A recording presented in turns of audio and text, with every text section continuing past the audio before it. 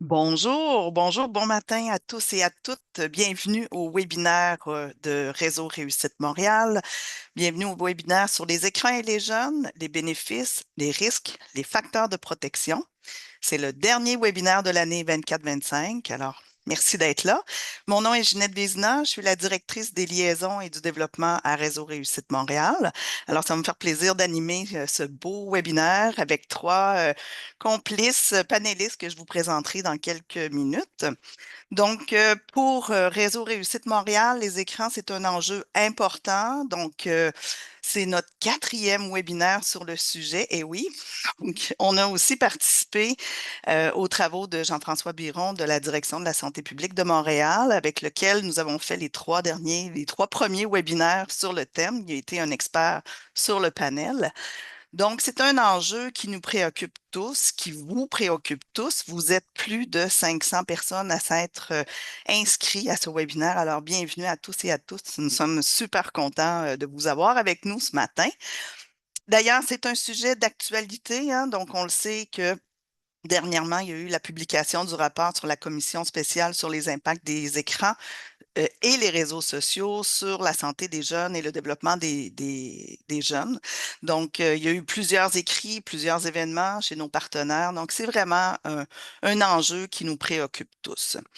D'ailleurs, RRM souhaite contribuer de façon complémentaire et constructive au discours présentement autour des écrans. On essaie de vous donner une perspective complémentaire à tout ce qui se dit, tout ce qui s'écrit. Donc, on veut vraiment enrichir la réflexion collective. Donc, je donne des petites consignes. Le webinaire est enregistré, comme vous le savez.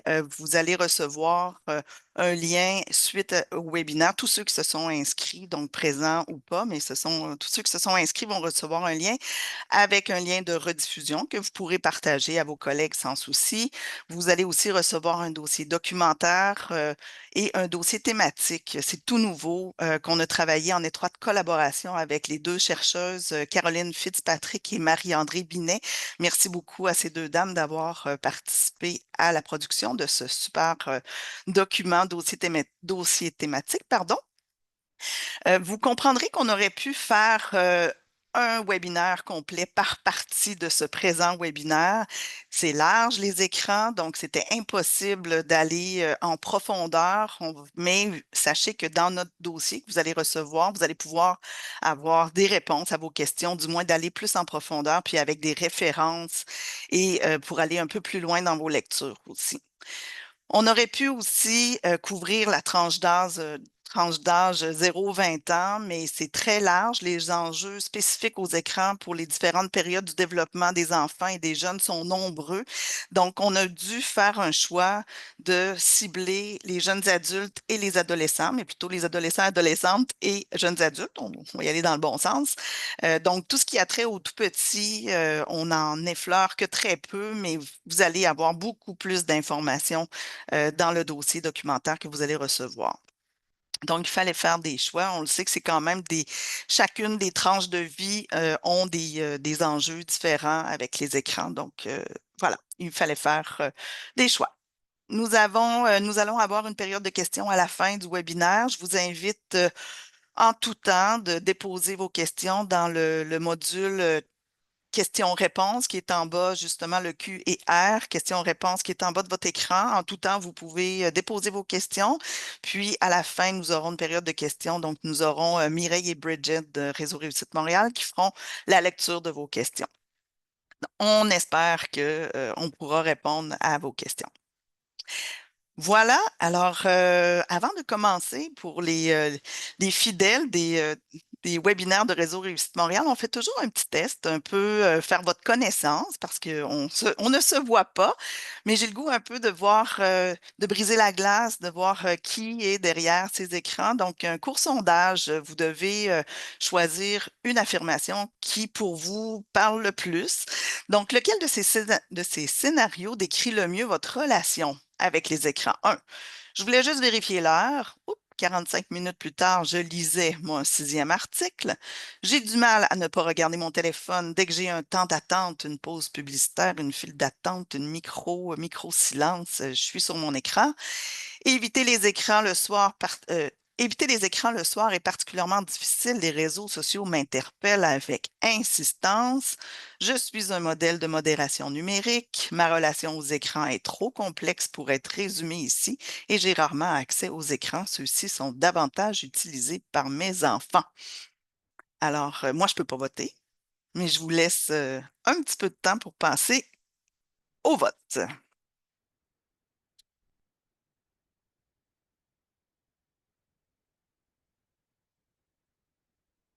J'ai fermé la fenêtre. Donc, j'imagine que les résultats vont nous apparaître. Ah, voilà. Alors, allons voir pour 43% de l'assistance présentement ont du mal à ne pas regarder le téléphone dès qu'il y a un petit temps d'attente, une pause publicitaire, une file d'attente, un micro-silence. Donc,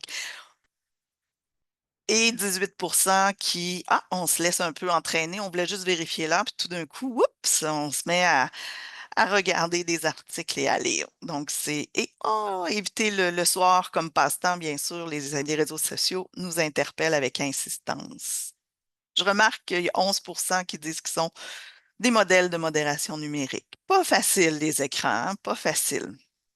Super, merci beaucoup d'avoir répondu. Ça met un peu la table. C'est vraiment juste pour un peu un brise-glace pour qu'on puisse prendre le pouls de qui est avec nous. Sans plus tarder, j'ai le plaisir de vous présenter les trois panélistes avec lesquels nous allons nous entretenir ce matin. Alors, j'invite Charles-Antoine Barbeau à ouvrir sa caméra. Charles-Antoine est médecin résident en psychiatrie, spécialisation en pédopsychiatrie. Il faut que je le dise comme il faut, pas m'enfarger dans le mot. Bienvenue Charles-Antoine, merci beaucoup d'avoir accepté l'invitation. Merci beaucoup, Ginette. C'est un plaisir là, d'être avec vous ce matin. Merci. Alors, j'invite aussi à Emmanuelle Parent, directrice générale et cofondatrice du Centre pour l'intelligence émotionnelle en ligne, Le Ciel. Bienvenue, Emmanuelle. Allô? Moi, je pense que j'aurais Allô. mis que je passe beaucoup de temps sur les écrans pour me détendre le soir, au petit sondage. Ouais, Ouais. c'est ce que vous auriez mis. C'est bien. Ah, je vais demander à Charles-Antoine et vous? Moi, le soir, aïe, aïe, aïe. Pas plus ou moins pour me détendre, là. Souvent, je travaille devant les écrans assez tard, tôt, Hmm, là, hélas. Mais ça, c'est ça, c'est un problème. Je suis sûr qu'il y en a beaucoup qui s'identifient aussi. c'est sûr, c'est sûr.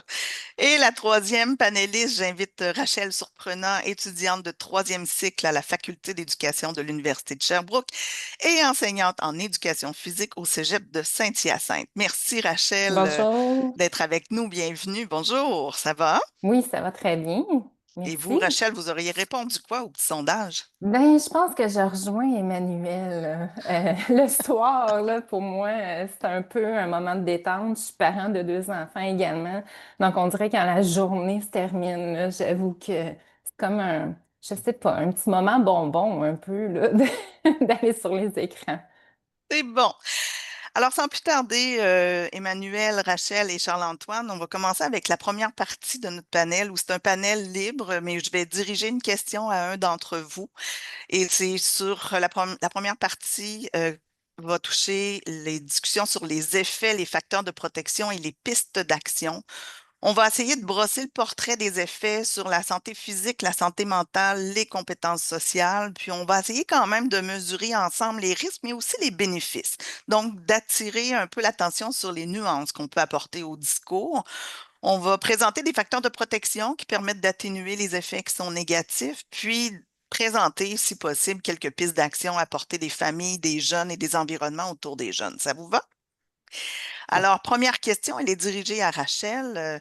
On dit que les écrans suscitent beaucoup de préoccupations quant à la santé physique des jeunes. Par ailleurs, dans un récent fascicule de la Direction de la santé publique de Montréal, suite à la grande enquête québécoise sur la santé des jeunes au secondaire, ça nous apprend que 42% des élèves montréalais respectent les recommandations quant aux heures de sommeil et 33% atteignent celles pour l'activité physique. Donc, Rachel, qu'est-ce qu'on doit savoir sur la relation entre les écrans, la sédentarité et le bien-être physique des jeunes, puis quelles nuances on doit apporter? Mhm. Ben, lorsqu'on parle des effets des écrans sur la santé physique des jeunes, ben, je pense qu'il est important là, de se rappeler que dans la majorité du temps, Ben, les jeunes font cette utilisation bon, en position assise ou allongée, ce qui Mm. représente un comportement sédentaire. Puis, on sait que la sédentarité, bon, prolongée, c'est un risque pour de nombreuses maladies comme les maladies cardiovasculaires, l'obésité, le diabète de type 2. Donc, voilà là, pour la sédentarité. Je pense qu'il est important de voir que le temps d'écran peut également déplacer le temps pour d'autres activités essentielles qui peuvent favoriser une bonne santé chez les jeunes. Par exemple, le temps d'écran, il peut déplacer le temps alloué pour la pratique d'activités physiques. Puis comme tu l'as mentionné, Ginette, là, il y a une grande proportion des ados puis des jeunes adultes qui n'atteignent pas les recommandations là, sur l'activité physique. Puis, l'utilisation des écrans peut également influencer d'autres habitudes de vie, comme le sommeil. Bon, en particulier, lorsque les écrans vont être utilisés en soirée, la lumière bleue, par exemple, peut perturber là, la production de la mélatonine, qui, elle, est un facteur vraiment important dans l'endormissement. Ensuite, si on regarde aussi dans les autres habitudes de vie, ben, il y a l'alimentation. Donc, les études montrent également que le temps passé sur les écrans est associé à une probabilité, dans le fond, de sauter le petit déjeuner, de consommer moins de fruits et de légumes, de consommer plus de malbouffe, puis des boissons énergisantes, par exemple. Donc, voilà un peu pour le portrait là, des habitudes de vie avec les écrans. Je pense que c'est également important là, de parler d'image corporelle par rapport bon, à la santé physique. Donc, l'exposition constante à des corps perçus souvent comme parfaits, des corps idéaux sur les réseaux sociaux, ben, ça peut entraîner chez les jeunes une insatisfaction corporelle. Puis, ça peut des fois les amener, bon, peut-être à suivre des régimes, par exemple.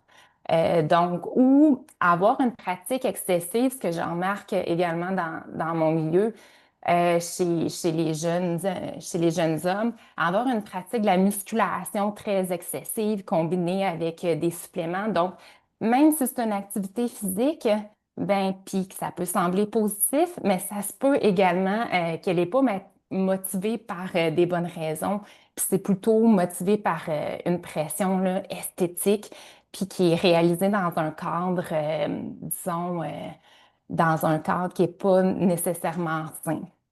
Mais cela dit, je pense que c'est important aussi de montrer les effets positifs de l'utilisation des écrans pour ce qui concerne là, la santé physique. Par exemple, il y a plusieurs jeunes qui aiment utiliser des applications de mise en forme, des applications de course où on a des données sur notre distance, sur notre temps, notre vitesse. Bref, c'est le fun, on peut se fixer des objectifs ou également, il y a des jeunes qui aiment utiliser aussi des applications de yoga ou des applications où ils ont du contenu, par exemple, sur leur alimentation. Donc, ça, je pense que c'est très positif. Également, je pense que les jeunes, ils peuvent aller chercher du contenu sur une éducation sexuelle. Des fois qu'il y a des sujets peut-être qui sont un petit peu plus difficiles à aborder. Donc, je pense qu'il peut y avoir du bon contenu qui peut encourager des saines habitudes de vie à travers là, l'utilisation des écrans. Super, merci beaucoup pour les nuances, Rachel. Est-ce que rapidement, dans le temps, on l'a déjà un petit peu dépassé, est-ce que Emmanuel ou Charles-Antoine, vous avez des choses, des éléments pour compléter Rachel? Ben, Ou ça vous peut-être semble que, assez... peut-être que je ramènerai un peu d'exemples parce qu'avec le ciel, on va donner des ateliers dans les écoles primaires et secondaires. Donc, si je peux donner des exemples de jeunes, qu'est-ce qu'ils nous disent à ce sujet-là? Ils vont beaucoup nous nommer quand ils disent, ben, des fois, je perds tu sais, je trouve que le temps passe trop vite en ligne, j'ai de la misère à décrocher de mon ciel, je voulais passer juste une demi-heure là-dessus, finalement, je dépasse. Puis quand on leur demande c'est quoi leur truc puis leur stratégie, l'activité physique, ça revient vraiment souvent. Ben, je vais aller me pratiquer au basket, je vais aller me pratiquer au soccer. Puis quand ils sont très sportifs ou qui ont une passion, souvent le contenu sur les réseaux sociaux ou même de jouer à FIFA, là, un jeu avec le soccer en ligne, va les encourager à faire autrement. Il y a même un jeune en secondaire 3 qui m'a dit, ben quand je regarde Messi sur TikTok, qui est un joueur célèbre de soccer, ben je Bien me doute sûr. bien qu'il est pas devenu bon de même en étant ses écrans. Fait que là, je m'en vais pratiquer. Donc ça, c'est un bon facteur de protection, le fait d'avoir d'autres activités. Puis d'autres témoignages que j'entends, c'est j'ai découvert des nouvelles recettes en ligne sur les réseaux sociaux. Ça revient souvent. Les jeunes ils aiment ça cuisiner au secondaire. Et sinon, ce qui revient aussi en mode un peu gêné là, de la part des ados, c'est j'ai testé des suppléments ou je me suis mis à mettre du sel dans mon eau pour être plus hydratée. Donc, on parle pas nécessairement de pratiques là, vraiment à risque. Là. De toute manière, je suis pas en santé pour l'affirmer, mais les jeunes vont avoir une autocritique de dire j'ai essayé de prendre ma santé en main, puis leur source d'information, c'était les réseaux sociaux. Donc, je me mets à votre place, qu'est-ce qu'on peut faire pour ça? Mais c'est d'avoir peut-être des répertoires ou en tout cas d'avoir des références pour les jeunes où ils peuvent aller chercher ces informations-là. Ou aussi, parce que Rachel l'a bien dit, là, que Rapidement, Emmanuel. oui, je vous invite à aller dans les réglages des réseaux sociaux pour euh, diminuer certains contenus, mettons, associés aux diètes, etc. Allez dans Google, ChatGPT, écrivez comment contrôler les algorithmes des réseaux sociaux, puis il va vous proposer plein de trucs à appliquer concrètement avec les jeunes. Super. Donc, on voit que quand même, il peut avoir des effets négatifs reliés à la sédentarité, mais il y a aussi beaucoup d'effets qui peuvent être positifs sur la santé physique. Justement, je vais continuer avec vous, Emmanuel, par rapport à la santé mentale, toujours dans les analyses réalisées par la Direction de la santé publique de Montréal en ce qui a trait à l'enquête québécoise sur la santé des jeunes au secondaire. La proportion d'élèves au secondaire à Montréal ayant une perception positive de leur santé mentale est passée de 44 en 2017 à 35 en 2025. Donc, Emmanuel, quels sont les effets des écrans? Quel effet les écrans peuvent avoir sur la santé mentale des jeunes et peut-on parler à la fois de risques et de Ouais, c'est bienfaits? malheureux de voir des chiffres comme ça, hein, vraiment qu'ils n'ont pas une bonne perception positive de la santé mentale. Mais il faut faire attention comme professionnel de pas utiliser les écrans comme bouc émissaire de tous ces chiffres, de toutes ces données. Dès qu'on parle d'effet des écrans sur la santé mentale, ben là, déjà, la réponse est compliquée, est complexe, parce que ce Mhm, sont pas toutes les utilisations des écrans qui sont pareilles. Si je joue aux jeux vidéo ou que je vais sur les réseaux sociaux, ben ça n'aura peut-être pas le même effet sur moi. En fait, ça n'aura pas le même effet. Donc, pour vous aider à avoir un esprit critique sur l'impact des écrans sur la santé mentale, je vais vous donner cinq, tu sais, prenez un crayon là, cinq aspects là, à regarder. Premièrement, oui, le temps d'écran.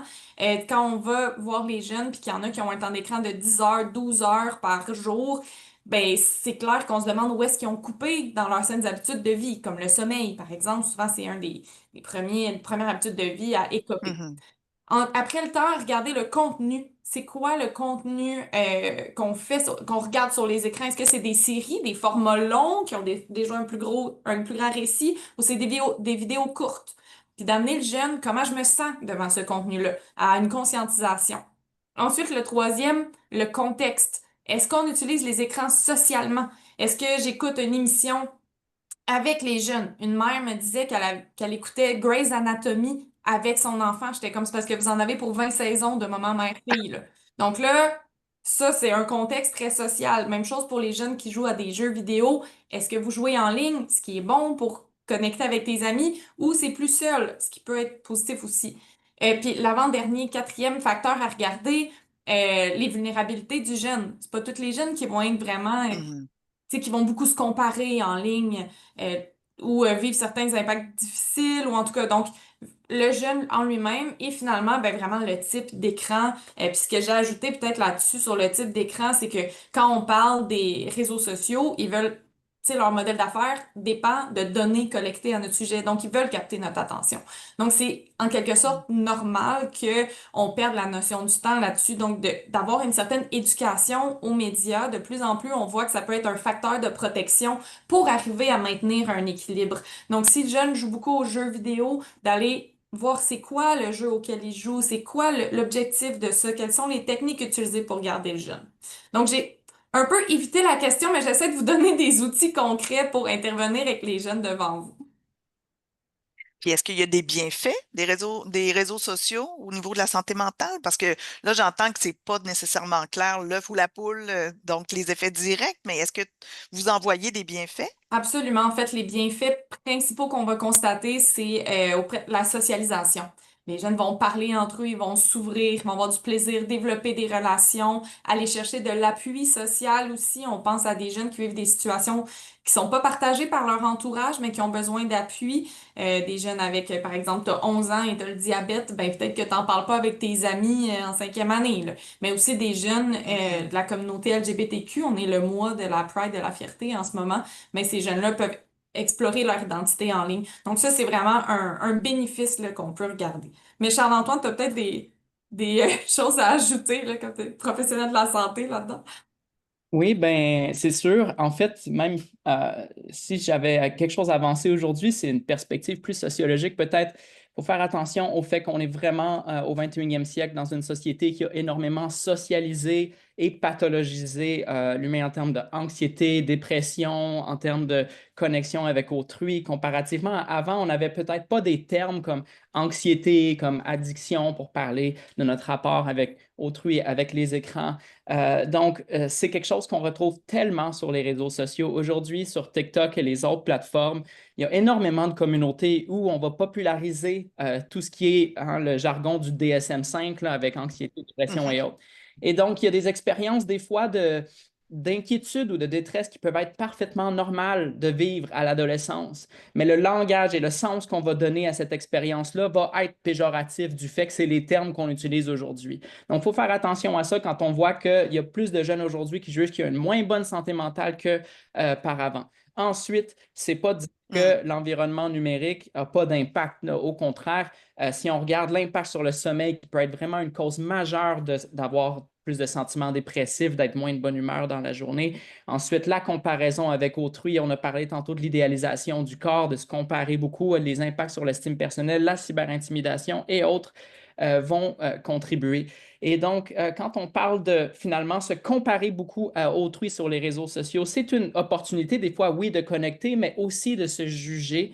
Et donc, ce n'est pas en soi le réseau social ou cet espace-là qui va créer le malaise, c'est un sentiment de solitude, le fait de ne pas se sentir fit in, de connecter avec les autres. Mhm. Ça va au-delà des écrans, c'est un enjeu dans la société actuelle. Les gens Mhm. qui se sentent de plus en plus seuls, pas connectés. Donc, au niveau de la santé mentale, au lieu de, si on veut pathologiser tout ça, j'approcherais la question avec curiosité, ouverture, avec écoute.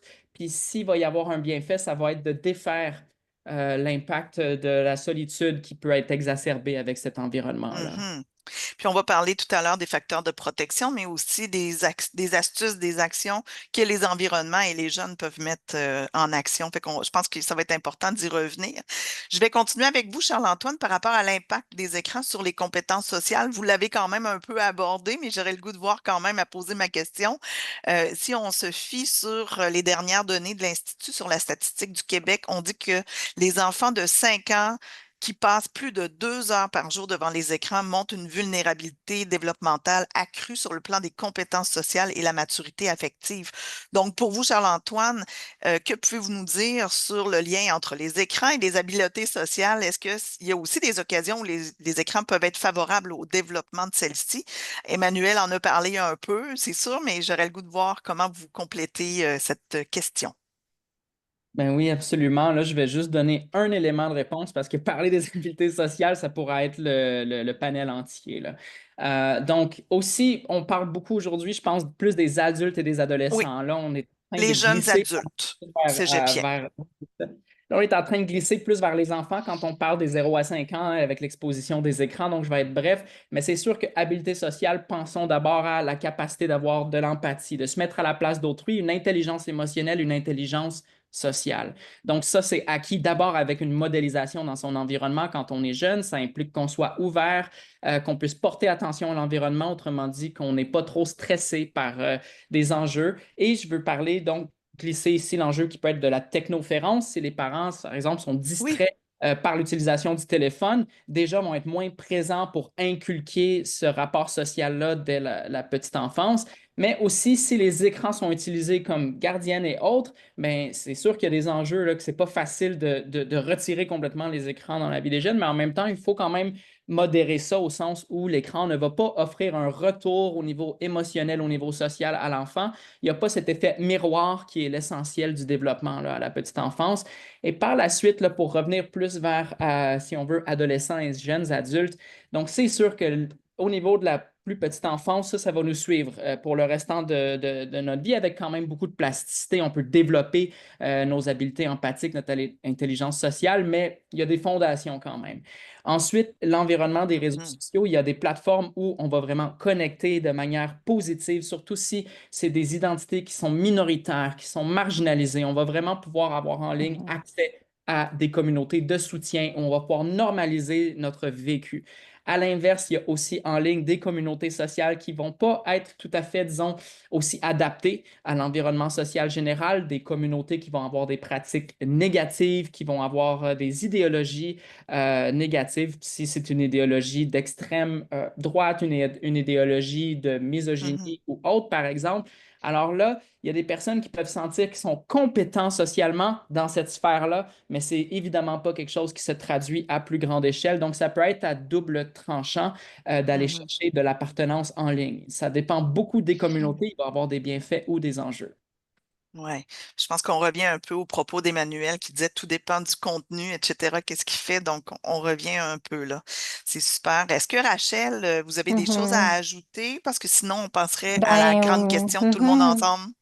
Oui, ben comme Charles-Antoine m'a fait un beau portrait, là, un beau tour de tout ça, ben nous, exactement, également dans notre labo de recherche, on avait observé que chez les ados, ben ceux qui passaient plus de temps en ligne à l'âge de 15 ans, ben un an plus tard, avaient moins de comportements prosociaux, là, comme de montrer de l'empathie que leur père qui avait passé moins de temps en ligne. Là, par exemple, on n'a pas regardé le contenu qui est quelque chose, on l'a dit, Mhm. là, mais d'essentiel. Mais quand même, je pense que également, là, tout dépendant de l'utilisation qu'on en fait, ça peut venir influencer des Parfait. comportements là, comme ça. C'est bon. Merci. Il nous reste 10 minutes dans cette première partie-là, donc deux questions qui sont adressées à vous trois. Je vais vous laisser libre de voir qui a le goût de commencer et de vous compléter. La première question, vous l'avez déjà un petit peu abordée, mais c'est les facteurs de protection. Donc, certains facteurs ou situations permettent d'atténuer les effets négatifs des écrans, peu importe si on parle de santé physique, santé mentale ou compétences sociales. Alors, quels sont-ils, ces facteurs de protection-là, et comment s'exerce leur influence? J'avancerais Ouh. peut-être le plus grand facteur de protection, à mon avis, ça va être toujours un lien de confiance avec des pairs à qui on, ou la famille, évidemment.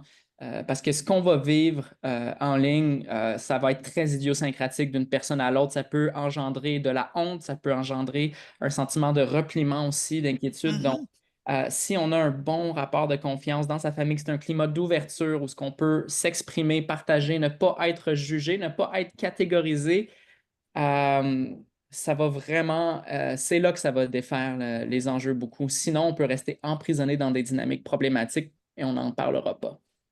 Puis on Mhm. le voit Intéressant. beaucoup au primaire, surtout nous on parle au quatrième, cinquième et sixième année au primaire où ils testent, là, ils n'ont pas toujours le droit de télécharger des réseaux sociaux à la maison, des fois oui, des fois non. Ils vont être un peu dans, tu sais, ils commencent à tester, puis des fois ils vont avoir, disons, des accidents, là. Tu sais, c'est eux qui nous racontent ça en atelier, ils ont publié une vidéo par erreur sur TikTok, puis ils vont pas l'avoir dit à leurs parents tout de suite parce qu'ils avaient peur de se faire chicaner.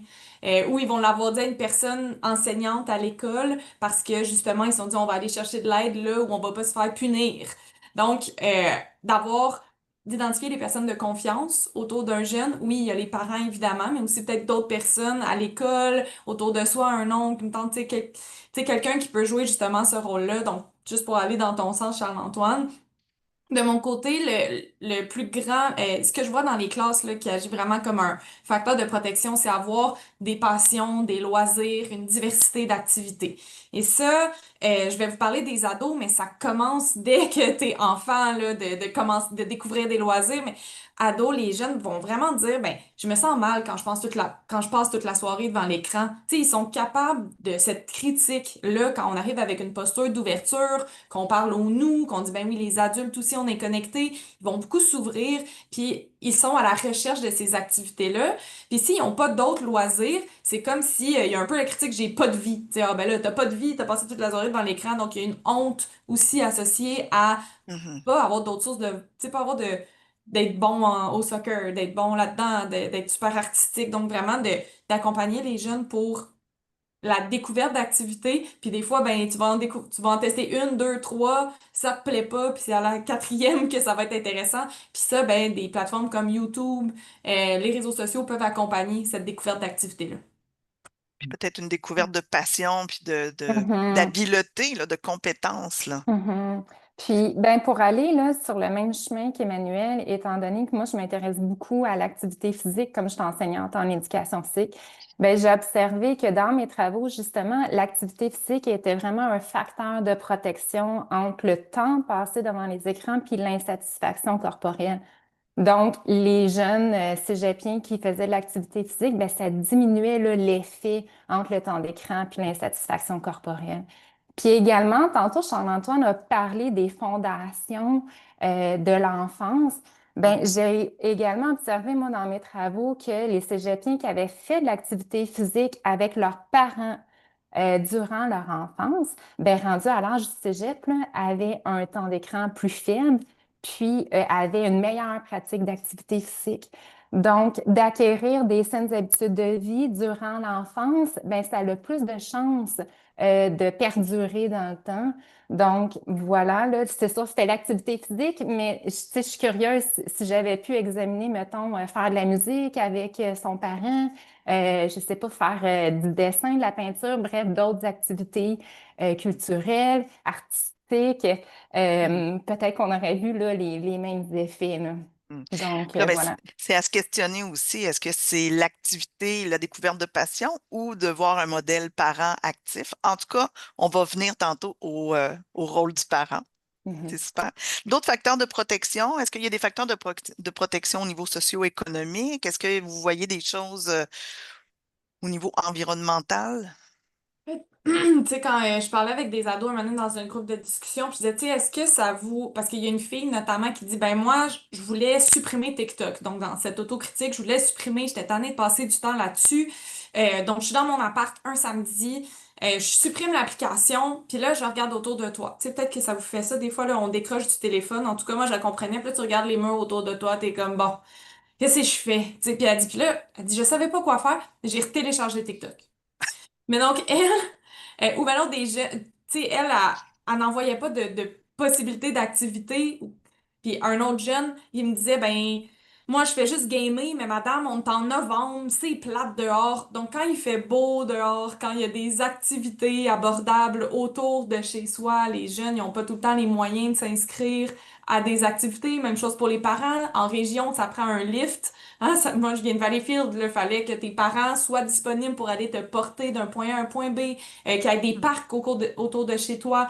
Donc, toutes ces infrastructures-là sont un facteur de protection collectif, pas juste à l'échelle individuelle. Puis c'est d'ailleurs, on a parlé de la commission donc sur la santé des enfants puis des écrans un peu plus tôt. Dans leur rapport, toutes les premières recommandations vont dans ce sens-là aussi, parce Mhm. que en santé publique, ben là, tu proposes des activités à tout le monde, là. Hmm.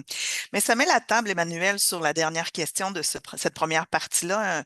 Il nous reste un 4 minutes là-dessus, mais c'est quoi les actions concrètes que peuvent favoriser un environnement sain? Donc, c'est vraiment l'environnement autour des jeunes. Il y a aussi des bonnes pratiques numériques, pardon, que les jeunes peuvent appliquer euh, pour pouvoir en tirer là, un maximum de bénéfices. Donc, ça fait un petit peu c'est la poursuite des éléments que vous venez d'apporter, là, Emmanuel.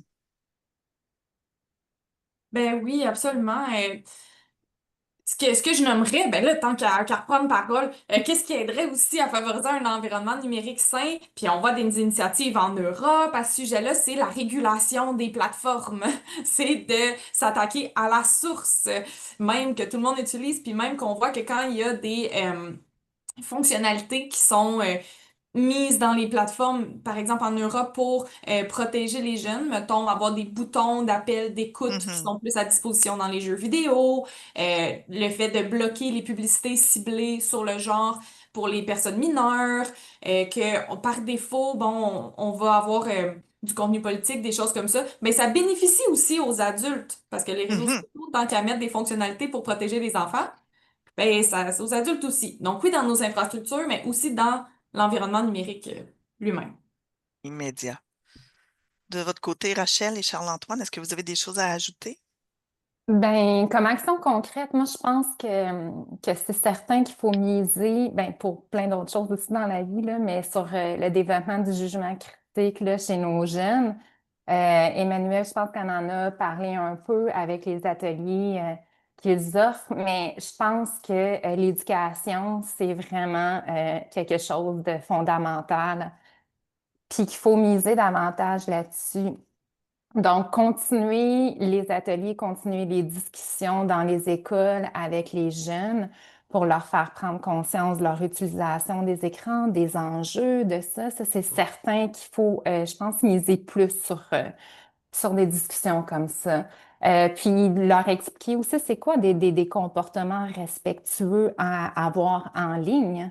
Donc Mhm. souvent, on explique aux jeunes c'est quoi avoir des comportements bon, qu'on connaît déjà un peu, mais ça, c'est important. Souvent, on l'abordera peut-être pas.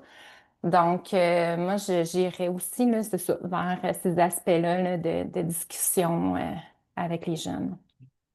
Super. Mm. Charles-Antoine, un dernier élément? Ben oui, moi je dirais simplement de protéger ce qui est essentiel à notre bien-être à tous, à notre développement, c'est le rapport à autrui. Le téléphone, peut-être pas pendant qu'on soupe avec la famille, tu sais, quand on est dans des moments sociaux, le phobbing, là, le fait de se sentir snobé par autrui qui a son téléphone quand on est en sa compagnie, tu sais, personne n'aime ça. Mhm. Donc c'est une pratique, le contact à la nature aussi. euh, Mhm. de pas être au dépend là, du contact avec la nature parce qu'on a plus d'activités en ligne, d'aller chercher un équilibre. Et puis, le contact avec soi-même, je dirais que pour ça, c'est de prioriser aussi des activités d'attention profonde. Avec des activités où on est dans une lecture avec un livre plutôt que sur l'écran. C'est pas le même style d'engagement qu'on a quand on lit sur un écran versus quand on a le livre dans les mains. Ça, on pourrait en parler longtemps, là. Et aussi, même au niveau du sommeil, tu sais, donc de ne pas avoir l'écran quand on est dans la chambre là, pour dormir avant de se coucher, par exemple, de tenir ça à l'écart. Donc, on va protéger des sphères qui sont essentielles au bien-être, là, la nature, le rapport à soi-même, les contacts sociaux, puis son sommeil. Intéressant. Super. Merci beaucoup à vous trois. On passera à la deuxième partie de notre rencontre. On va maintenant aborder les sujets des parents. Donc, on va essayer de mettre en lumière les défis que les écrans ajoutent au rôle de parents. Puis, je remercie particulièrement l'organisme Boscoville qui nous a fourni des témoignages anonymes, bien sûr, de parents qui ont assisté à l'atelier sur les écrans lors de l'expérimentation du programme de développement des compétences parentales ELIS 12-17 ans. Alors, merci beaucoup à vous d'avoir partagé ça. Donc, la première partie, la première question que je vais aborder est beaucoup plus axée pour Charles-Antoine. Donc, ça traite d'être parent face à une toute nouvelle réalité. Donc, il y avait deux témoignages que je vais quand même mettre en exergue. Il y avait la première qui disait Internet, ouais, c'est ça, excusez, je veux. Oui, c'est ça. Je veux juste vérifier que j'étais à la bonne place. Alors, le premier témoignage, c'est Internet, c'est un enjeu que nos parents n'avaient pas quand nous étions jeunes. Et le deuxième témoignage, c'est quelqu'un, un parent qui dit, j'ai grandi au Maroc, à la campagne. C'était complètement différent au niveau matériel. Il n'y avait pas de la technologie. C'est plus l'adolescence d'avant. Maintenant, les réseaux sociaux prennent beaucoup de place et je connais pas les amis de mon fils alors que ma mère connaissait mes amis. On doit s'adapter à cette nouvelle réalité. Donc, la question que j'adresse à Charles-Antoine, qu'on dit que plusieurs parents témoignent d'un fort décalage entre leur propre adolescence. Je pense qu'on le voit bien dans ces témoignages-là. Les données de l'Institut de statistique du Québec révèlent qu'au Québec, 50,2% des parents de jeunes de 12 à 17 ans trouvent la gestion des écrans de leur enfant ou de leur ado difficile. Alors, Charles-Antoine, que diriez-vous à un parent concrètement pour l'aider à trouver une posture confiante et proactive par rapport aux usages numériques de son enfant? C'est magnifique comme question et comme mise en situation. D'abord, de rassurer en un sens que cet enjeu-là, c'est depuis la nuit des temps, c'est depuis toujours que Ah oui, y a des nouvelles générations. Pas des écrans, mais des pas nouvelles des générations. écrans. On a toujours eu l'impression du fait que notre enfance est différente de celle de notre enfant. On n'a pas les mêmes repères, le même environnement, on n'a pas eu les mêmes nourritures affectives, là, ça, tout est changé. Et on a une peur de l'obsolescence nous-mêmes, de ne plus être en contrôle, en maîtrise, de ne plus connaître ce qui s'en vient, de ne pas connaître ce que notre enfant est en train de vivre. Ça, c'est normal, c'est une anxiété, je pense, qui est existentielle. Tout le monde passe là. Donc, juste rassurer que c'est vraiment normal. Et c'est bien de prendre un pas de recul puis de se dire, OK, c'est un peu toujours été comme ça. Il y a eu des paniques morales avec chaque avancement technologique qu'on a connu. Et je ne veux pas dire par ces paniques morales-là que tout était beau non plus. Je pense que quand la télévision est arrivée, il y a eu beaucoup d'inquiétudes. Et comme de fait, la télévision a quand même beaucoup contribué à un isolement collectif, là, où on passait plus de temps devant les écrans, peut-être moins de temps ensemble dans les clubs. Donc, aujourd'hui, être parent, faire face aux jeunes qui ont des écrans, la première chose à faire, ça a été mentionné un peu tantôt, à mon avis, c'est déjà de, bon, respirer, comprendre que c'est normal, ce changement-là, c'est peut-être pas, c'est de ne pas paniquer et de bâtir ce lien de confiance-là. Parce que Mhm, tout va passer par là. Il n'y a pas deux personnes qui ont la même relation avec le numérique, qui auront les mêmes enjeux. On ne peut pas généraliser. Donc, vis-à-vis de ses enfants, le plus important, c'est de connaître son enfant, son rapport avec le numérique. Pour ça, ça va prendre un lien de confiance. Il ne faut pas que l'enfant se sente jugé, étiqueté ou qu'il va être puni. Autrement, ça va se poursuivre en cachette. Ça va se poursuivre sans le rapport, le dialogue. Puis là, il peut y avoir des enjeux. Il y aura pas la confiance de parler. Donc, comment est-ce qu'on peut approcher ça vraiment avec curiosité, avec intérêt? Et je veux dire aussi que ça va être important ensuite euh, à ce moment-là de impliquer les jeunes si on veut prendre des décisions face aux habitudes. Par exemple, s'il y a mhm, vraiment un temps d'écran qui vient nuire au temps qu'on passe ensemble à la table ou à d'autres activités ou à leur bien-être en général, parce qu'on observe des conséquences, c'est pas de juger, de décider unilatéralement. C'est de le faire avec l'ado. Je suis inquiet pour X, Y, Z. Toi, qu'est-ce que tu en penses? Comment est-ce qu'on peut arriver à un compromis et de modéliser en tant que parent que nous aussi, on va suivre ces règles-là. On parle de plan familial mhm, souvent, où ce qu'on s'est entendu, la famille, sur les endroits dans la maison ou le nombre de temps où il n'y a pas de téléphone, par exemple, ou mhm. réseaux sociaux et autres. Et de toujours se rappeler qu'en tant que parent, c'est un peu ingrat, là, on doit mettre des limites. On doit faire de la discipline. En même temps, il ne faut pas perdre de vue que ça peut être fait toujours avec compassion. On peut toujours valider les émotions, l'expérience de l'enfant, qui ne se sentent pas justement rejetés par le geste. Donc, on peut établir des limites et le faire avec de la compassion et de l'écoute. C'est super. C'est des bons astuces, Charles-Antoine, à répéter à nos parents qui nous écoutent ou avec lesquels on travaille. C'est super. Merci beaucoup. La deuxième planche de diapo, c'est la question va être adressée à Rachel. Donc, on dit que hormis les situations où les parents reconnaissent l'utilité des écrans, on peut le voir dans la bulle, dans le phylactère un peu plus orangé. On constate quand même que les écrans suscitent de l'inquiétude et de la peur. Donc, bien que les responsabilités d'encadrer leur usage reposent largement sur les parents, donc je pense que Charles-Antoine en a parlé, ceux-ci ne devraient pas porter ce fardeau tout seul. Donc, l'utilisation des écrans chez les jeunes est influencée par de nombreux facteurs. On le sait, le contexte global, les familles, les écoles, les réseaux sociaux, les pères. Donc, si moi, il y avait deux témoignages qui me portait un peu à l'attention, le phylactère rouge où il dit j'ai très peur d'Internet et de l'abus du temps d'écran, j'ai peur que ça nuise à ses études, que ça engendre quelque chose de négatif. Et la bleue qui disait je lui interdis l'accès de l'ordinateur à partir de 21 heures, mais il utilise quand même le téléphone jusqu'à tard le soir. Moi, je me couche tôt parce que je me lève à 4 heures, je me réveille parfois à minuit et j'entends des chuchotements. Je dois lui prendre le téléphone et il se couche à ce moment-là et il doit se lever tôt le lendemain matin. Alors, Rachel, quels sont les autres acteurs qui peuvent et qui devraient jouer un rôle pour soutenir les jeunes dans leur habitude numérique? On en a parlé tout à l'heure un peu, on l'a effleuré, Mhm. mais si on creuse un peu le sujet, ça serait quoi pour vous, ces autres acteurs-là?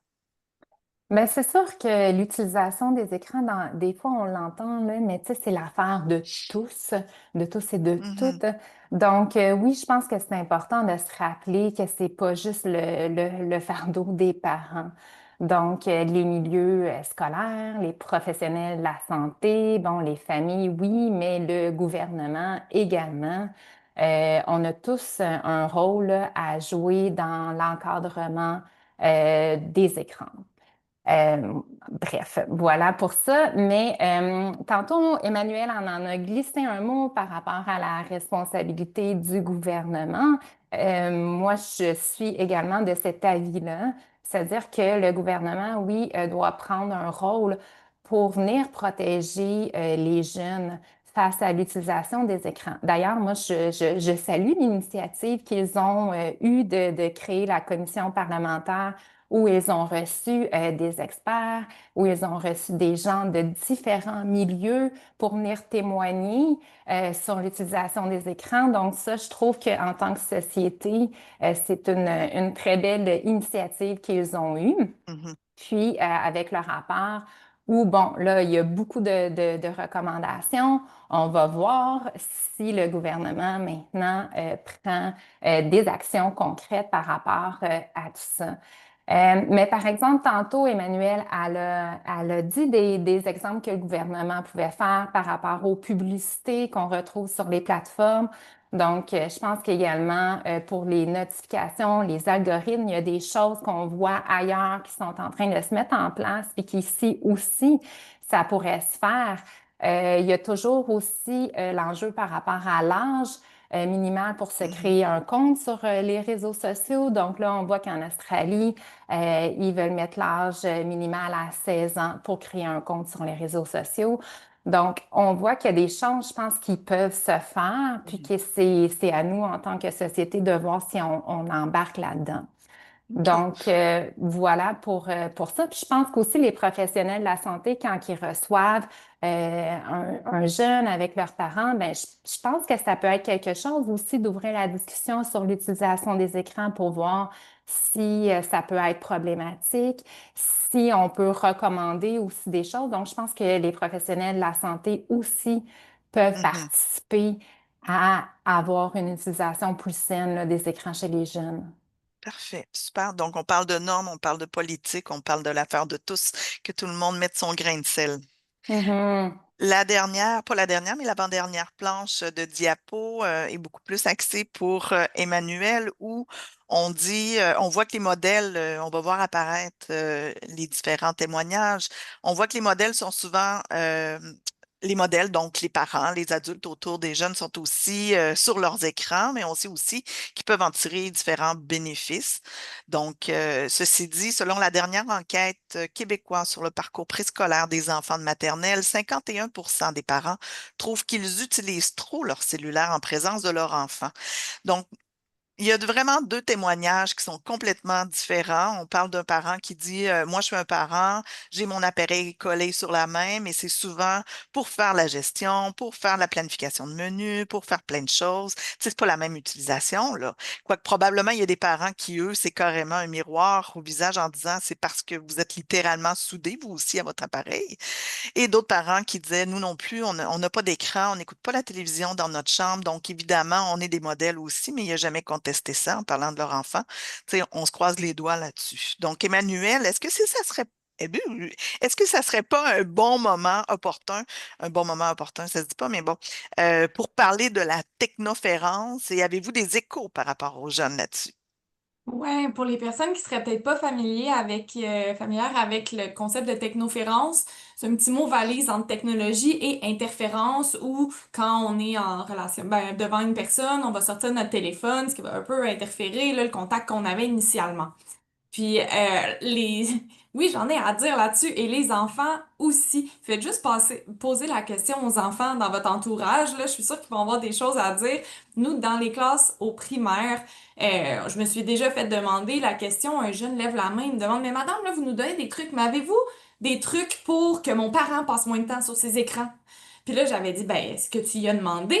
Puis là, ben, toute la classe était mise à rire, puis elle avait dit, madame, je vais pas demander à ma mère de décrocher de Block Blast ou de Candy Crush. Ah, je sais pas qu'est-ce que ça va faire, qui sont des jeux mobiles.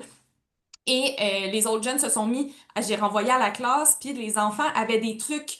Il faut donner à ses parents une idée d'activité concrète. Comme ça, ils n'ont pas besoin de réfléchir. Ils viennent avec moi. Donc, les jeunes voient les adultes pour le meilleur et pour le pire. Donc, dans le cas des écrans, c'est sûr que les enfants nous nomment qu'ils voudraient que leurs parents passent moins de temps devant les écrans. Ils veulent faire plus d'activités familiales. Maintenant, si je pense aux adolescents, c'est pas tout à fait le même discours de oui, oui, oui, je veux l'attention de mes parents. C'est plutôt eux le font, eux le font, pourquoi moi je le ferais pas? Mhm. Et c'est complètement légitime le témoignage du parent qui dit ben je gère autre chose que du divertissement sur mon téléphone. Donc des fois les parents vont dire ben je veux pas y mettre des règles parce que moi-même je suis souvent connectée. Mais d'où l'importance de pas juste parler d'écran pour parler d'écran mais de parler d'utilisation spécifique. Donc si vous prenez le téléphone durant le repas par exemple parce que vous attendez un appel ou vous êtes avec vos enfants puis vous sortez le téléphone, hey, je suis en train de regarder le chemin sur Google Maps, de prendre l'habitude, par respect pour la personne devant nous, de verbaliser qu'est-ce qu'on est en train de faire sur l'écran parce que justement, on le voit pas. Mhm. Donc vraiment de prendre conscience de notre utilisation parce que les jeunes, ils veulent l'attention de leurs parents. Puis sinon, quand on le prend, ben de remettre, c'est ça, de contextualiser un peu qu'est-ce qu'on fait. Puis ben il y a aussi des parents qui m'ont déjà dit, ben nous on est tout le temps connectés. Tu sais, on est à peu près les pires personnes pour le dire aux jeunes qu'il faut déconnecter. Puis je dis non, au contraire. On partage des enjeux communs, donc donnons-nous des trucs ensemble pour nous aussi, comme adultes, bénéficier des questions de bien-être et d'écran. Puis Charles-Antoine l'a bien nommé avec les fameux plans familiales Mhm. d'utilisation des écrans, où ben, si on dit aux jeunes, prends pas ton téléphone durant le souper, nous aussi, on devrait l'appliquer. C'est ça. Donc, de s'inclure dans le plan, pas juste les enfants ou les ados. C'est super. Et rapidement, en les 2 dernières minutes, on va passer la prochaine planche, où là, c'est vraiment une question à vous trois. J'aimerais avoir on voit ici 2 témoignages qui présentent des perspectives très nuancées de comportement face aux écrans. À vous trois, c'est quoi vos réactions par rapport à ces approches de parents? Donc, on voit un parent qui, pour lui, dans le phylactère vert, qui dit, ben, c'est la responsabilité des ados par rapport à ça.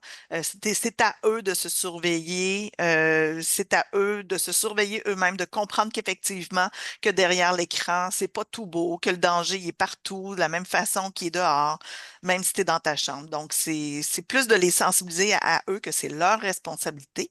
Et on a un parent qui dit que le numérique apporte quand même beaucoup de positifs pour les ados, pas juste du négatif. Peut-être parce que nous, les parents, on voit juste nos ados qui passent beaucoup de temps sur les écrans, puis on en a marre. J'ai trouvé ça très drôle. Et puis, on se dit que c'est une perte de temps, mais en réalité, ça peut apporter quelque chose de bénéfique pour l'ado, si bien sûr, ils l'utilisent dans le bon sens. Donc, c'est quand même quelque chose qui est deux témoignages un peu, c'est ça, nuancés à l'extrême. Donc, vos premières réactions là-dessus? Peut-être, je mentionnerai encore nos petites perspectives sociologiques, qu'aujourd'hui, grandir, être un enfant, être un ado, n'a jamais été aussi structuré et responsabilisant, Hmm? comparativement à des époques antérieures où vraiment, au niveau de l'enfance, il y avait peut-être tout un village autour de l'enfant, là, mais c'était d'aller jouer, c'était pas aussi structuré, c'était avant 9/11 où on a vraiment eu une peur sur la sécurité nationale, la sécurité dans les rues. Aujourd'hui, quand on regarde les statistiques, les gens n'ont jamais si peu fait confiance aux personnes dans la ville, aux étrangers, à autrui. Le tissu social, autrement dit, s'atrophie. Pourquoi je dis ça? C'est que c'est vraiment important finalement de ne pas mettre trop l'accent, je pense, sur la responsabilité trop tôt. Il y en a déjà beaucoup, beaucoup sur les épaules des jeunes qui grandissent de devoir se sentir responsables, alors que, au contraire, c'est bien d'avoir un espace de jeu, un espace non structuré. Et souvent, cet espace-là, ça va être le monde en ligne. C'est l'environnement où on peut finalement avoir une pause d'être dans la performance. Et même l'environnement numérique reste empreint de performance avec les influenceurs et autres, right? Mais ce n'est pas aussi structuré. Donc, ça peut être un espace, un peu un oasis où on a un break là, de devoir être toujours un soi performant. Et là, je voulais juste flipper cette image-là à l'envers et dire euh, l'écran va aussi, l'écran, le contenu, les activités, les jeux, les vidéos, etc., va devenir souvent un échappatoire quand justement il n'y a rien autour d'autre pour nous occuper qui va être stimulant, qui va être au niveau du jeu. Donc, ça vient combler un vide pour beaucoup de personnes. Ça peut être un vide pas juste de l'environnement, même des rapports familiaux. Si la famille est très occupée, les parents sont très occupés. Donc, alors c'est important aussi qu'il y ait un environnement où vraiment il y ait d'autres activités qui soient accessibles, qui soient proposées, qui soient à portée de main et que, encore, ce ne soit pas quelque chose de structuré, ce ne soit pas quelque chose qui va y avoir une évaluation à la fin, tu sais. Alors là, je pense qu'on a un meilleur peut-être équilibre entre ces deux enjeux-là de oui, il y a du bénéfice d'avoir un espace pas trop structuré en ligne où on peut être créatif, où on peut être innovant avec son identité, on peut jouer avec tout ça, on peut connecter avec des communautés qu'on ne rencontre pas ailleurs. Mais en même temps, il ne faut pas que ça vienne juste combler un vide d'alternatives. Mhm. Intéressant. D'autres choses à ajouter?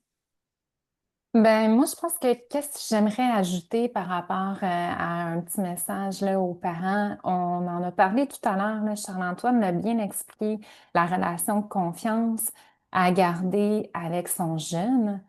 Ça, je pense que c'est primordial. Qu'on parle d'utilisation des écrans ou qu'on parle de n'importe quelle autre situation Hmm. dans laquelle notre jeune peut se retrouver, je pense que la relation de confiance, c'est l'élément clé à avoir. Je pense qu'une relation de confiance, ça se bâtit aussi sur du temps de qualité à passer avec notre enfant, avec notre jeune. Même s'il est rendu à 15 ans, je pense qu'on peut encore passer du beau temps, parents, jeunes, ensemble, dans plein de sortes d'activités, ou juste d'être assis, de se jaser.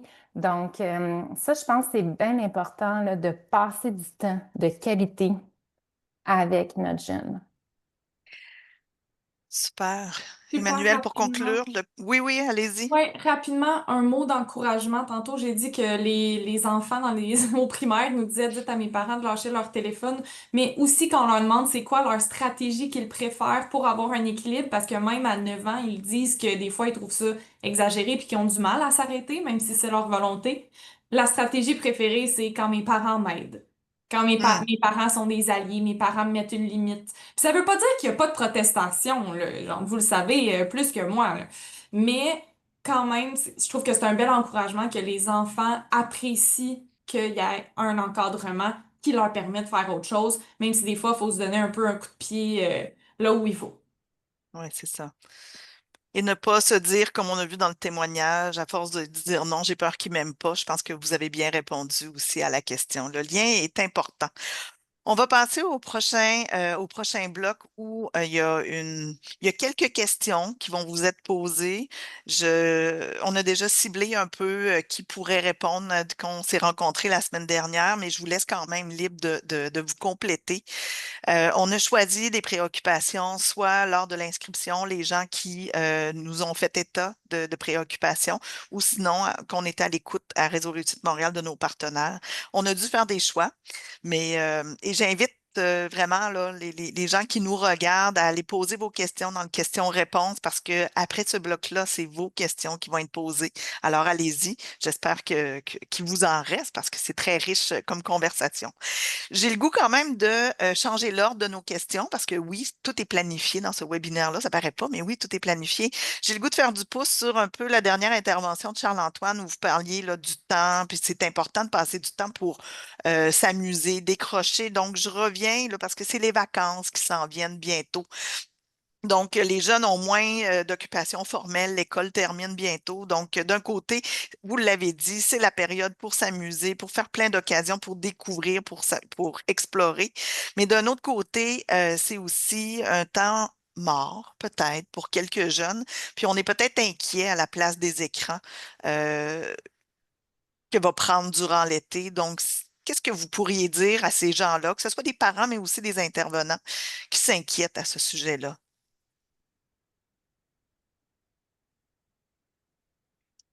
Mais volontiers, je pense qu'il peut y avoir évidemment une inquiétude. Puis j'ai rencontré plusieurs jeunes aussi qui m'ont dit, ben, tu sais, mon été, je l'ai passé dans ma chambre, derrière mon écran. Hmm. Et ils n'étaient pas particulièrement contents de ça. Et je pense que c'est par contre intéressant de se demander pourquoi. Tu sais, qu'est-ce qui se passait? Est-ce que ça a été parce qu'il n'y avait pas d'alternative? Est-ce que c'est parce que cet été-là, il y a eu une transition difficile, un changement dans les amitiés? Tu sais, j'irais creuser là, quand même, parce que de passer du temps quand même sur les écrans, comme tu as mentionné tantôt, des fois, c'est un espace libre, c'est un espace qui n'est pas trop structuré. Tu sais, donc, il peut y avoir du positif. Les vacances d'été, c'est bien d'avoir ce lâcher-prise-là, c'est essentiel en fait.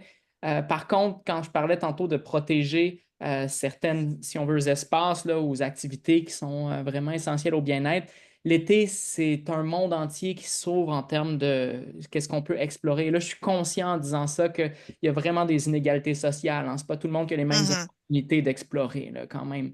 Cela dit, son environnement est à portée de main. Et donc, je dirais que, tu sais, c'est pas mieux d'avoir un été ultra structuré d'activités, tu sais, que de le penser. Ben, je peux pas faire cette comparaison. Je pense que ça se compare même pas, tu sais, Mhm. mais d'être complètement libre derrière les écrans.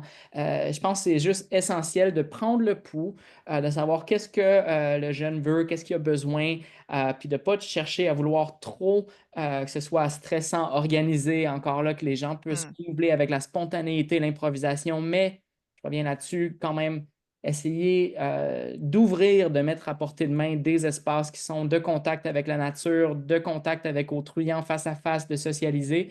Ça, l'écran ne peut pas remplacer ça. Et l'été, c'est une période idéale pour aller explorer de manière non structurée les relations sociales et la nature. Mhm. C'est de trouver un équilibre, hein, quand même. Tout est dans l'équilibre. Emmanuel, Rachel, quelque chose à rajouter ou on passe à l'autre question? Moi, j'ai rien à ajouter là, C'est bon. sur ça. J'ai changé l'ordre de mes questions. Là, je vous amène justement aux politiques, aux normes qu'on se disait tout à l'heure. Donc, le ministère de l'Éducation a récemment annoncé l'interdiction des téléphones dans les écoles à partir de la rentrée prochaine, sauf avec certaines exceptions. Donc, vos réactions par rapport à cette nouvelle? Ben, tu peux commencer tu sais, devant cette nouvelle. En fait, je pense que ça fait vraiment écho à tout ce dont on a parlé depuis le début du webinaire. En fait, que c'est pas parce qu'on enlève l'écran que tout va bien aller si on n'a rien à faire ou qu'on n'a pas d'opportunité de s'engager dans notre environnement. Donc, tu sais, là, j'ai une pensée pour justement, à cause d'aujourd'hui, les personnes qui travaillent dans des écoles, qui vont travailler avec les jeunes, de voir comment est-ce que on peut leur proposer, là, devant cette décision-là, qui est paternaliste, là, disons-le, on décide pour les jeunes qu'est-ce qui est bon pour eux. Il y a de la frustration aussi de la part des jeunes qui étaient pas favorables à ça. Donc, comment est-ce qu'on peut les écouter dans l'application de cette mesure Mhm, gouvernementale-là? Je suis très empathique avec eux, comment on peut organiser des activités dans l'école qui correspondent à différents intérêts. Donc oui, ouvrir le gymnase sur les heures de midi pour plus les sportifs, peut-être faire des comités de, je sais pas, Donjons Dragons, pour d'autres, tu sais, des activités, des jeux de cartes, avoir, tu sais, des options pour eux et aussi pour ceux qu'on sait qui sont plus vulnérables dans les milieux scolaires, pour qui le téléphone était peut-être une source de réconfort, de lien avec la famille, de lien avec des amis à l'extérieur. C'est pas tous les jeunes qui ont la chance d'avoir un réseau social qui est fort dans les murs de leur établissement. Donc, mhm, de penser à eux aussi, puis de pas les abandonner, de rappeler quelles sont les ressources. Puis voilà, faites vraiment des écouter pour faciliter en fait cette mesure-là parce que je pense pas que ça va régler là, toutes les, tu sais, tout avec les téléphones. Ils vont continuer de les utiliser le soir, les fins de semaine. Donc, faut continuer de miser sur l'éducation, même si le téléphone sera plus là. mhm. Autre point, Rachel? Ben, moi, je suis Charles-Antoine? vraiment d'accord avec l'opinion d'Emmanuel, là. Dans le fond, c'est ça, c'est que même si on met une règle, c'est essentiel d'écouter les jeunes. Donc, je pense qu'on l'a dit là, tout le long du webinaire, mais le dialogue reste quelque chose de vraiment essentiel. Puis, écouter les jeunes, ça ne veut pas dire nécessairement faire tout ce qu'ils veulent non plus. Donc, je pense qu'on peut mettre la règle. Je pense que, elle peut être très bénéfique pour les jeunes à l'école, mais il faut les écouter tout le long de ce processus-là pour pas montrer que ben, on est juste là pour mettre des règles, puis c'est nous qui Mhm. décidons. Donc, Mm. c'est important. Puis, ben oui, comme toujours, d'offrir des activités stimulantes puis enrichissantes. Mm. On va toujours marteler, je pense, ce point-là, mais Ouais. ça reste qu'il faut. Mm. Donc, garder le lien, les écouter, les impliquer dans l'actualisation de cette règle-là et surtout porter une attention particulière aux jeunes peut-être les plus fragiles.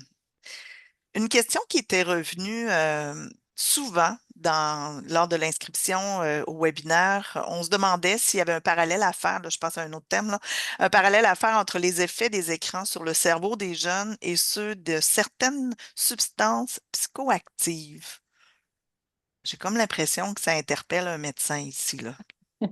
Ben, aïe, aïe, aïe. Ça, je pense qu'on est un peu tous coupables hein, On aime les neurosciences. On aime ça, l'idée là, qu'il y a des courants électriques dans le cerveau, puis là, il se passe quelque chose, puis on sait c'est quoi. C'est beaucoup plus complexe. Et là où je comprends qu'il y a des choses très, très complexes, que c'est le fun de simplifier, mais on ne fait pas nécessairement du bien en simplifiant. Ainsi, la dépendance, l'addiction et les écrans, c'est pas en équivalence, à mon avis. Déjà, quand on parle Mhm, d'addiction, on va souvent au raccourci du circuit de la récompense, puis on compare les écrans ou les jeux vidéo à la cocaïne. C'est souvent le raccourci qui est fait dans la littérature, pas dans la littérature, mais souvent dans les médias, disons. La dopamine, il y en a 5 différents types de récepteurs. Il y en a juste 2 là-dedans qui sont excitateurs. Les autres, c'est inhibiteurs. C'est beaucoup plus complexe que ce qui se passe en réalité. Donc, de dire que c'est comme les substances, j'éviterais ce discours-là, d'autant plus que c'est pathologisant de vraiment comparer ça à de l'addiction puis de la drogue.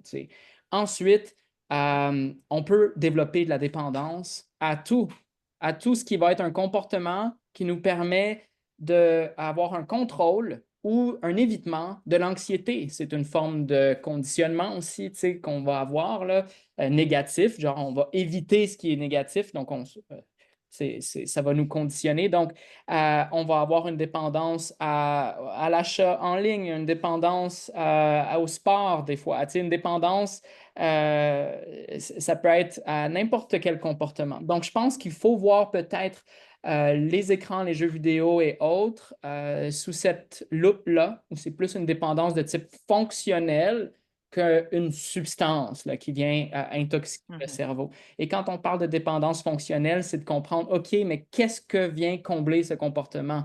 On parlait tantôt un peu du vide qu'il peut y avoir dans l'environnement. Des fois, c'est un vide affectif, c'est un vide relationnel aussi que les écrans sont idéaux à venir, pas vraiment guérir, mais distraire. Et donc, là, à ce niveau-là, il peut y avoir certains enjeux. Est-ce que c'est encore là pathologique? Je peux juste rassurer, là, c'est assez rare qu'on en vienne à un niveau où ça vient affecter le fonctionnement d'autrui, puis qu'on dirait, ah, voilà un désordre, voilà vraiment un trouble pathologique. C'est de l'ordre de peut-être 1%. Et c'est typiquement chez des personnes pour qui la vie en ligne est vraiment devenue préférable à la vie hors ligne. Et c'est des personnes qui vivent énormément de détresse, qui vivent énormément aussi de symptômes dépressifs dans ces circonstances-là. Alors, des fois, il peut y avoir quelque chose de l'ordre d'un désordre, mais c'est assez rare. OK. Donc, il faut être très, très prudent, c'est ce que j'entends. Oui, puis pour illustrer cette prudence-là, justement, je vais vous donner deux exemples où le raccourci pathologique neuroscientifique, pour moi, fait ombre à des situations qu'il faut adresser. Premier exemple, quand on me dit on est accro au téléphone parce qu'on va tout le temps le vérifier, on va tout le temps regarder aux 10 minutes où le jeune va être stressé si le téléphone est loin. Oh my God, il est stressé quand il l'a pas, est-il en sevrage? Je dis, là, faut remettre ça. Le téléphone, c'est un lien social. Et qu'est-ce qui est pas plus important quand on est ado, en plein développement de notre autonomie sociale, que le lien avec nos amis? On regarde notre téléphone parce qu'on veut savoir, ah, est-ce que Jérémy m'a répondu? Est-ce que j'ai un message de Rachel? Est-ce que Charles-Antoine m'a envoyé un message? Tu sais, on est curieux, c'est bien plus le fun à regarder, voir si j'ai un message de Rachel que continuer de regarder mon cours de français. Désolé aux profs de français qui nous écoutent. Donc, c'est pas nécessairement pathologique, mais il y a un lien social. Puis quand on comprend ça, là, on amène des solutions qui passent pas juste par la chimie dans le cerveau que je ne maîtrise pas. C'est par exemple de mettre des limites de disponibilité. À partir de telle heure le soir, je ne réponds pas. Quand je suis à l'école, je ne réponds pas. Je travaille le jeudi soir, je ne serai pas sur mon téléphone et d'amener les jeunes à avoir ces discussions-là parce qu'ils ne sont pas accessibles en tout temps. Deuxième exemple, quand on joue aux jeux vidéo, des fois on va dire les jeunes ont un problème de dépendance parce que quand j'y enlève son jeu vidéo puis que j'ai dit que c'est fini, il est en colère. Donc là, oh, grosse réaction, et voilà. Mais alors que dans les jeux vidéo, souvent on joue en ligne, c'est pas possible de faire pause comme sur ma Super Nintendo en 98, là. Donc, ça peut causer de la colère parce qu'on nuit à l'équipe. Aussi, c'est très compétitif. Donc, si on perd, même dans les sports qui n'ont pas rapport aux écrans, là, on va être en colère, on peut avoir de la misère. Donc, de pas faire le raccourci vers la dépendance tout de suite, mais de voir comment est-ce qu'on peut peut-être apprendre à réguler et identifier nos émotions. Hein, quand c'est frustrant que tu joues à Fortnite puis que tu as envie de lancer ta manette, qu'est-ce que tu fais à la place pour arriver à te réguler? Donc, voilà. Intéressant. Merci beaucoup. Est-ce que Rachel, avant de passer aux questions des participants, est-ce que vous avez quelque chose à rajouter sur ce... Non, j'ai rien à Tout a été ajouter. dit. Merci. Parfait. Je voulais juste être sûre que tout le monde parle. Alors voilà, on va passer à la période de questions du public. J'inviterai mes collègues Mireille et Bridget à ouvrir leur micro. Est-ce qu'il y avait des questions? Je n'ai pas suivi du tout le fil de discussion. Oui, D'accord. Bridget. Oui, il y avait plusieurs questions. On va commencer avec une question sur la littératie numérique. Alors, la participante nous dit, chez les jeunes, l'exposition aux écrans dans un contexte de lecture numérique, des livres numériques, aussi des articles, est-ce que ça présente des risques qui sont similaires à ceux qui sont liés aux autres usages d'écran, genre les réseaux sociaux, des jeux? Est-ce qu'il y a des choses qu'on devrait mettre pour éviter des effets néfastes? Merci, Bridget. Quelqu'un veut se lancer? Je suis assez familier là, sur cette question-là, si vous permettez, je peux. Bien sûr, bien sûr. C'est pas du tout la même chose de traiter de l'information qu'on lit sur les écrans versus dans un livre. Pour le cerveau, c'est assez différent. Déjà, quand on est dans un livre, on est dans ce qu'on appelle plus une attention profonde, puis on est en immersion, puis il y a moins l'aspect de la distraction, va moins lire en diagonale. C'est beaucoup plus favorable au développement de l'identification, de l'empathie. On est en immersion. Sur les écrans, là, je ne veux pas parler d'une, mettons, tablette Kindle ou autre, c'est peut-être un peu différent, mais quand on consomme des informations sur les écrans, on a tendance à lire rapidement, en diagonale. On est en train de faire un binge d'informations là, très souvent. Et là, il y a plein d'hyperliens, il y a du multitâche aussi, on fait plein d'autres choses, on alterne entre différentes tâches. Et ça, pour le cerveau, ça peut être au final assez stressant comme activité. On est dans la surstimulation. Ce qui va évidemment nuire au développement d'un rapport empathique dans la lecture. Donc, ce n'est pas les mêmes choses. Il y en a une qui va faciliter l'endormissement.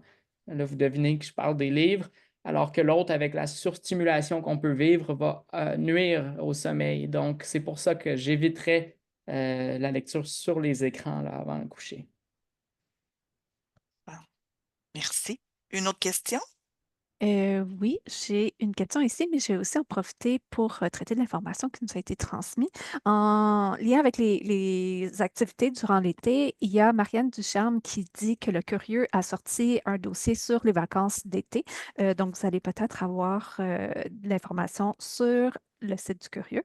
Et il y a Fanny Lavé qui dit que les jeunes sont invités à découvrir les activités des maisons de jeunes dans leur quartier. Donc, c'est aussi une offre d'activités pendant les vacances d'été. Et pour une question, il y a Safietou Kane qui demandait Rachel, quand que vous parliez du manque d'empathie, est-ce que ce serait possible d'avoir des exemples concrets? Puis elle demandait aussi, est-ce que c'est quelque chose qui est inné ou acquis? Euh, dans notre étude, nous, concernant les comportements prosociaux, par rapport à l'empathie, les items concernaient, entre autres, venir en aide à une personne qui est en détresse. Donc, c'est ça, c'est vraiment une étude spécifique là, qui a été faite avec quelques items sur les comportements prosociaux. Mais dans le cadre de cette étude-là, c'était ça là, par rapport à l'empathie, là, de venir en aide à quelqu'un qui est en détresse. Mais je pourrais Est-ce que rebondir oui, si vous voulez. Mhm. C'est mon sujet de travail beaucoup là, depuis un bon moment. J'ai fait ma maîtrise sur l'empathie, donc j'y pense continuellement. Mm. Et la question de l'empathie, là, ça pourrait être un autre webinaire complet, mais tu sais, très, très rapidement, là, c'est sûr, peut-être une composante qui est innée de l'empathie, qui va être d'avoir de la sympathie, de ressentir ce que l'autre personne ressent. Mais ça, en soi, on ne peut pas parler de l'empathie encore, qui est vraiment la capacité d'avoir aussi une dimension cognitive, où on a une prise de perspective, on peut comprendre le contexte dans lequel on va venir en aide à autrui. Rachel, c'est très pertinent ce que tu dis à ce niveau-là. L'empathie nous sensibilise au bien d'autrui, mais une bonne empathie nous permet de le faire de manière adéquate, de manière ciblée. Et donc, les écrans peuvent peut-être nuire à l'empathie dans la mesure où il y a beaucoup de polarisation, il y a beaucoup de stress. C'est un milieu qui est très stimulant des fois. Il y a du drama avec les réseaux sociaux, il y a des communications qui vont être faites par texto. On n'a pas accès aux émotions faciales d'autrui. C'est difficile finalement d'avoir accès à toute la richesse qu'on a en face à face pour comprendre ce que veut l'autre et avoir un feedback immédiat où on a dit quelque chose et on sait comment la personne l'a reçu. En ligne, il n'y a pas ça, à moins des visioconférences, et même là, c'est imparfait, hein. Donc, c'est difficile pour l'empathie. Ceci étant dit, Internet va aussi ouvrir la porte à accéder à des réalités de personnes qu'on n'aurait jamais accès autrement dans notre quotidien. mhm, Donc, ça peut bénéficier aussi l'empathie en termes d'être capable de mieux se mettre à la place d'autrui, des communautés qu'on n'aurait pas côtoyées autrement, mais en ligne, on les rencontre. On a un contact avec l'altérité qui est plus large avec le monde en ligne. Il faut juste être prudent que ça ne s'empoisonne pas et que ça ne devienne pas finalement un débat de sourds ou un discours de haine. Là, on n'est pas dans l'empathie, évidemment. c'est super. Merci, Charles-Antoine. Merci, Rachel. Puis je trouve ça bien de le souligner. On l'a dit en tout début de webinaire. On aurait pu faire un webinaire pour chacun des thèmes qu'on a abordés Mhm. aujourd'hui. On peut repasser 1 heure et demie à creuser. Donc, c'est super. Une autre question, Bridget ou Mireille? Oui, alors, on sait, il y avait plusieurs questions qu'on va regrouper un peu dans le même sujet. C'est des questions venant de parents et d'intervenants jeunesse. Alors, ils demandent vraiment des questions pratico-pratiques. Quel serait l'âge recommandé pour offrir un cellulaire à un jeune? Comment est-ce qu'on prépare ce jeune-là à la régulation avec son téléphone tout en sachant que le monde de l'intelligence artificielle arrive de plus en plus vite? Et est-ce qu'il y a des outils pour transmettre aux ados les impacts des écrans? Il y a le ciel. Ouais. Ben oui, ben pour les outils, il y a le ciel, mais je recommanderais surtout pose ton écran. Mhm, Mais Mhm. tu sais, là aussi, le dossier que Réseau Réussite Montréal vient de publier, ça, c'est vraiment intéressant. Ça a été fait avec des personnes qui savent, tu sais, qui sont professionnels là-dedans.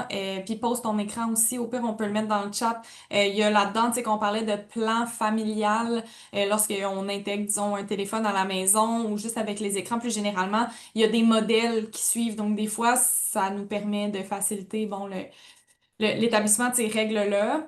Il y a aussi des trucs, un blog pour les parents, donc c'est vraiment de l'information de qualité. Pour la fameuse question, à quel âge le téléphone pour un enfant? Je l'aime pas cette question-là, je la trouve difficile parce que, en fait, elle est bonne la question, là, mais c'est parce que je trouve ça difficile d'y répondre parce que c'est pas nécessairement une question d'âge, mais je pense plutôt peut-être d'autonomie. Lorsqu'on donne accès à un téléphone, on donne accès à tout ce qu'on peut voir en ligne. Donc, ça va des mhm, réseaux sociaux qui nous recommandent du contenu qui est très réactif. à des petits jeux mobiles où on peut dépenser par erreur. Là, je pense aux enfants du primaire, les erreurs qu'ils font, qu'ils me racontent, donc d'avoir acheté des jeux, d'avoir dépensé la monnaie virtuelle dans les jeux, dans les petites applications. Donc oui, les jeunes connaissent bien le numérique pour déjà quand ils ont 3 ans, ils vont trouver là, l'appareil photo, prendre une photo, ou ils vont savoir comment débloquer le téléphone. Puis là, comme adulte, on est là, waouh, les jeunes sont vraiment bons avec le numérique. Mais non, en fait, ils ne comprennent pas. C'est pas parce que tu es capable de jouer sur l'interface que tu comprends nécessairement l'impact de tes actions dans cet appareil-là. Donc, pour éviter la question, en fait, tu sais, je veux juste dire, si vous pensez mettre un téléphone entre les mains de votre enfant, c'est important d'expliquer comment fonctionnent les petits jeux, les petites applications, comment ils veulent garder notre attention, nous faire voir des publicités. C'est important aussi, même s'ils jouent à des jeux vidéo en ligne, d'avoir une discussion sur les inconnus en ligne et quels sont les drapeaux rouges pour se méfier. Quand j'allais au parc toute seule, mes parents m'avaient bien dit que si quelqu'un me demandait de chercher son petit chien ou si on me proposait des bonbons, il fallait que je prenne les jambes à mon cou, que j'aille les voir ou que je vois un adulte de confiance.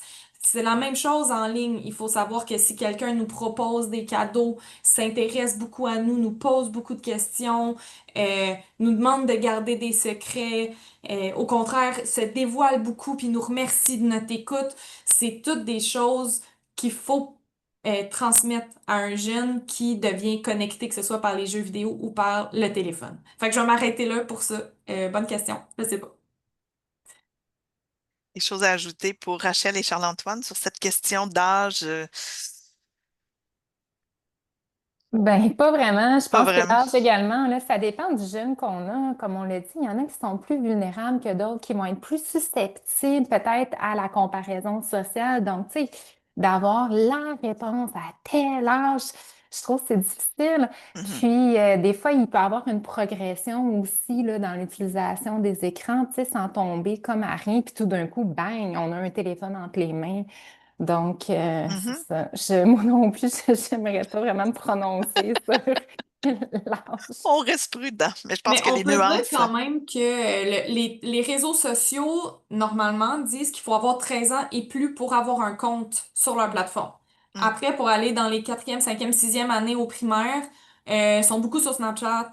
Ils ont toutes vu des vidéos sur TikTok, sur YouTube, donc c'est pas respecté parce que c'est un minimum d'âge qui est sous forme déclarative. Donc c'est super Mhm. facile pour un jeune de contourner, mais ça peut être aussi ben, en tout cas, un référent là, en termes d'âge. Puis je pense que la recommandation, ben pas je pense, la recommandation du rapport de la commission dont on parlait plus tôt, eux identifiaient 14 ans comme étant un Oui. âge pour aller sur les réseaux sociaux parce qu'ils disent que c'est un âge à laquelle le jeune va prendre des décisions qui le concernent notamment pour sa santé. Donc, bon, ça l'offre des références, mais Ouais. Très, très délicat. Merci, Emmanuel, de t'être mouillé parce qu'en effet, il n'y a pas exactement de réponse à ça. D'un autre côté, j'entends derrière ce souci-là, on veut protéger les jeunes et aussi on est à une époque où on surprotège les jeunes. Puis là, il y a un enjeu où finalement, on a de la difficulté quand on fait face à de l'adversité. On ne va pas développer la même résilience du fait qu'on n'a pas eu l'opportunité de rencontrer ces enjeux-là. Donc, on ne veut pas non plus traumatiser les jeunes, ce qui est possible avec le numérique. Et là, c'est le contenu. Donc, Mm. l'important, c'est encore là, le dialogue, l'écoute, la relation de confiance. Mais à quel âge, Rachel, très bon point, là, ça dépend tellement aussi de la maturité, ça va dépendre vraiment de la personne. Donc, ouais, il n'y a pas de réponse, hélas. Il faut vivre avec cette incertitude-là. Je m'engagerai avec une dernière question pour 2 ou 3 minutes avant de terminer le webinaire. La dernière question, Mireille? Oui, on a une question d'éclaircissement de Mélissa Etier qui demande, quand on parle des écrans en général et quand on parle du gaming, est-ce que c'est une problématique semblable du fait des risques et des bienfaits?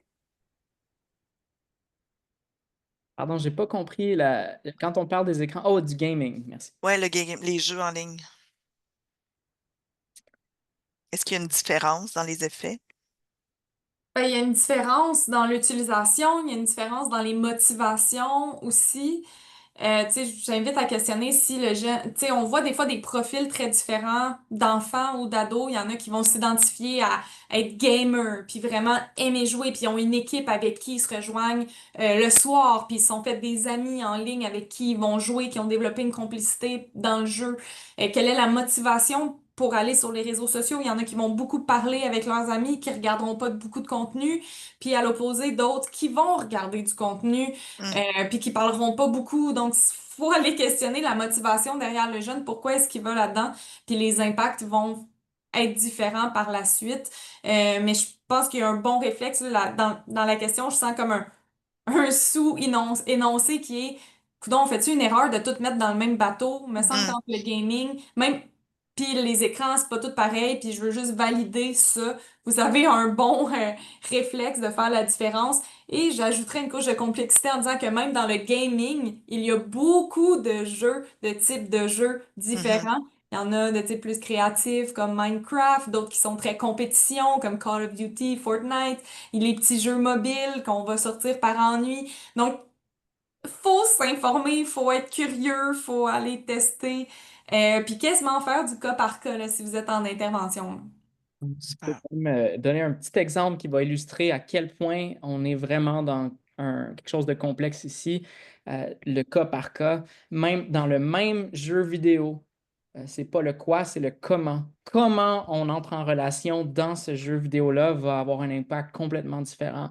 Donc, il y a des études Mm, qui ont été faites là, au Douglas où on a regardé dans un jeu vidéo de tir à la première personne, les personnes que leur stratégie, c'est de se fier d'abord à l'environnement quand on navigue l'environnement. On voit une augmentation du volume de l'hippocampe, par exemple, qui est normalement là, une structure très importante dans, oui, la navigation spatiale, mais la régulation émotionnelle, la mémoire, etc. Une personne qui joue au même jeu, mais pour qui la stratégie, c'est d'être réactif face à d'autres joueurs, finalement d'être plus en action-réaction face à des menaces potentielles, ou on a une diminution de volume de la même structure parce qu'on est plus dans le stress, on est plus dans quelque chose qui peut être ouais, le stress, l'inflammation du cerveau qui affecte les structures. Donc, c'est tellement du cas par cas, c'est même le comment on entre en relation au final. Et c'est chimiquement cas par cas, hein? C'est fou. Vraiment. Alors, la période des questions est terminée.